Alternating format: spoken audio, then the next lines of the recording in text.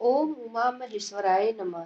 आप सभी का हार्दिक अभिनंदन है। भोलेनाथ की कृपा आप सभी भक्तों पर हमेशा बनी रहे, जो आदि और अंत में नित्य मंगलमय है, जिनकी समानता अथवा तुलना कहीं भी नहीं की जा सकती, जो आत्मा के स्वरूप को प्रकाशित करने वाले देवता हैं, जिनके 5 मुख हैं और जो खेल ही खेल में अनायास जगत की रचना, पालन और संहार तथा अनुग्रह एवं तिरोभाव स्वरूप 5 प्रबल कर्म करते हैं, उन सर्वश्रेष्ठ अजर अमर ईश्वर अंबिकापति भगवान शंकर का मैं मन ही मन चिंतन करता हूँ। व्यास जी कहते हैं, जो धर्म का महान क्षेत्र और जहाँ गंगा यमुना का संगम हुआ है, उस परम पुण्यमय प्रयाग में जो ब्रह्मलोक का मार्ग है, सत्य व्रत में तत्पर रहने वाले महातेजस्वी महाभाग महात्मा मुनियों ने एक विशाल ज्ञान यज्ञ का आयोजन किया। उस ज्ञान यज्ञ का समाचार सुनकर पौराणिक शिरोमणि व्यास शिष्य महामुनि सूत जी वहां मुनियों का दर्शन करने के लिए आए। सूत जी को आते देख वे सब मुनि उस समय हर्ष से खिल उठे और अत्यंत प्रसन्न चित्त से उन्होंने उनका विधिवत स्वागत सत्कार किया। तत्पश्चात उन प्रसन्न महात्माओं ने उनकी विधिवत स्तुति करके विनय पूर्वक हाथ जोड़कर उनसे इस प्रकार कहा, सर्वज्ञ विद्वान रोमहर्षण जी, आपका भाग्य बड़ा भारी है। इसी से आपने व्यास जी के मुख से अपनी प्रसन्नता के लिए ही संपूर्ण पुराण विद्या प्राप्त की, इसलिए आप आश्चर्य स्वरूप कथाओं के भंडार हैं।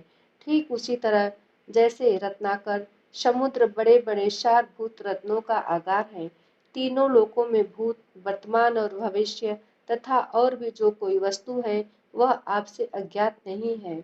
आप हमारे सौभाग्य से इस यज्ञ का दर्शन करने के लिए यहाँ पधार गए हैं और इसी व्यास से हमारा कुछ कल्याण करने वाले हैं, क्योंकि आपका आगमन निरर्थक नहीं हो सकता। हमने पहले भी आपसे शुभाशुभ तत्व का पूरा पूरा वर्णन सुना है, किंतु उससे तृप्ति नहीं होती। हमें उसे सुनने की बारंबार इच्छा होती है। उत्तम बुद्धि वाले सूत जी, इस समय हमें एक ही बात सुननी है। यदि आपका अनुग्रह हो तो गोपनीय होने पर भी आप उस विषय का वर्णन करें। घोर कलयुग आने पर मनुष्य पुण्य कर्म से दूर रहेंगे, दुराचार में फंस जाएंगे और सबके सब सत्य भाषण से मुंह फेर फेर लेंगे, दूसरों की निंदा में तत्पर रहेंगे, पराये धन को हड़प लेने की इच्छा करेंगे, उनका मन पराई स्त्रियों में आसक्त होगा तथा वे दूसरे प्राणियों की हिंसा किया करेंगे, अपने शरीर को ही आत्मा समझेंगे, मूढ़ नास्तिक और पशु बुद्धि रखने वाले होंगे, माता पिता से द्वेष रखेंगे, ब्राह्मण लोभ रूपी ग्राह के ग्रास बन जाएंगे, वेद बेचकर जीविका चलाएंगे, धन का उपार्जन करने के लिए ही विद्या का अभ्यास करेंगे और मत से मोहित रहेंगे, अपने जाति के कर्म छोड़ देंगे, प्राय दूसरों को ठगेंगे, तीनों काल की संध्योपासना से दूर रहेंगे और ब्रह्म ज्ञान से शून्य होंगे। समस्त क्षत्रिय भी स्वधर्म का त्याग करने वाले होंगे, कुसंगी पापी और व्यभिचारिणी होंगे, उनमें शौर्य का अभाव होगा, वे कुत्सित चौर्य कर्म से जीविका चलाएंगे, शूद्रों का सा बर्ताव करेंगे और उनका चित्त काम का किंकर बना रहेगा। वैसे संस्कार भ्रष्ट स्वधर्म त्यागी कुगामी धनोपार्जन परायण तथा नाप तौल में अपनी कुत्सित वृत्ति का परिचय देने वाले होंगे। इसी तरह शूद्र ब्राह्मणों के आचार में तत्पर होंगे, उनकी आकृति उज्जवल होगी, अर्थात वे अपना कर्म धर्म छोड़कर उज्जवल वेशभूषा से विभूषित हो व्यर्थ घूमेंगे। वे स्वभावतः ही अपने धर्म का त्याग करने वाले होंगे, उनके विचार धर्म के प्रतिकूल होंगे, वे कुटिल और द्विज निंदक होंगे। यदि धनी हुए तो कुकर्म में लग जाएंगे, विद्वान हुए तो वाद विवाद करने वाले होंगे, अपने को कुलीन मानकर चारों वर्णों के साथ वैवाहिक संबंध स्थापित करेंगे, समस्त वर्णों को अपने संपर्क से भ्रष्ट करेंगे। वे लोग अपनी अधिकार सीमा से बाहर जाकर द्विजोचित सत्कर्मों का अनुष्ठान करने वाले होंगे। कलयुग की स्त्रियां प्रायः सदाचार से भ्रष्ट और पति का अपमान करने वाली होंगी, सास ससुर से द्रोह करेंगी, किसी से भय नहीं मानेंगी, मलिन भोजन करेंगी, कुत्सित हाव भाव में तत्पर होंगी।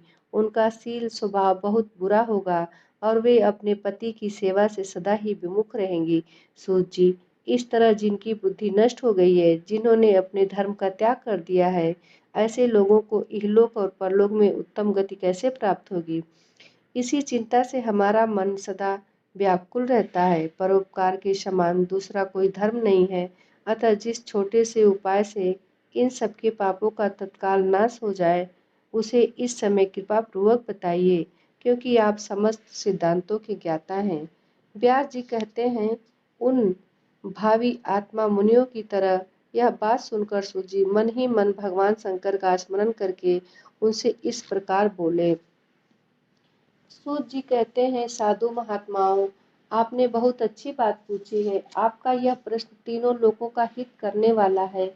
मैं गुरुदेव व्यास का स्मरण करके आप लोगों के स्नेहवश इस विषय का वर्णन करूंगा। आप आदर पूर्वक सुने। सबसे उत्तम जो शिव पुराण है, वह वेदांत का सार सर्वस्व है तथा वक्ता और श्रोता का समस्त पाप राशियों से उद्धार करने वाला है। इतना ही नहीं, वह परलोक में परमार्थ वस्तु को देने वाला है, कल की कल्म राशि विनाश करने वाला है। उसमें भगवान शिव के उत्तम यश का वर्णन है। ब्राह्मणों, धर्म, अर्थ, काम और मोक्ष, इन चारों पुरुषार्थों को देने वाला है। वह पुराण सदा ही अपने प्रभाव की दृष्टि से वृद्धि तथा विस्तार को प्राप्त हो रहा है।